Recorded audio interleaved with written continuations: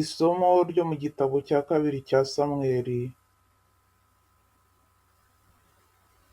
Nyamara iryo joro Uhoraho abwira Natani ati: «Genda umbwirire umugaragu wanjye Dawudi uti: numara gupfa ugashyingurwa hamwe na ba sokuruza, nzatoranya umwe mu rubyaro rwawe agusimbure ku ngoma, kandi nzakomeza ubwami bwe.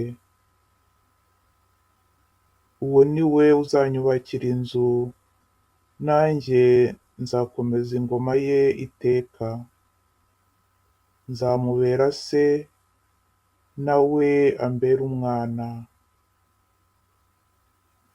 Abazagukomokaho bazahora basimburana ku ngoma,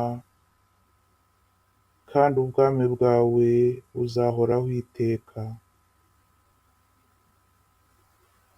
Iryo ni ijambo ry'Imana.